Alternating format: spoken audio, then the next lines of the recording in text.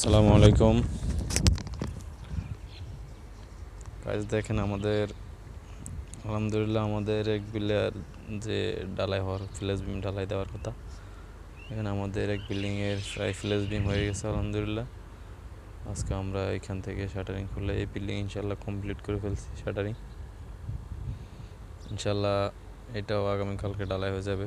এরপর আমরা মাটি ভরাট করব, এগুলো তো ভিটামিন ব্যবহার করব, মাটি ভরাট করব, তারপরে ফ্লোর থেকে ইনশাল্লাহ আমাদের আবার তাবুকের কাজ স্টার্ট হবে। তো সবাই ভিডিওটা দেখে জানাবেন আমাদের যে ঢালাইটা দিছি গ্রেড বিম, এটা কাজের মানটা কেমন হয়েছে, কোয়ালিটি কেমন হয়েছে।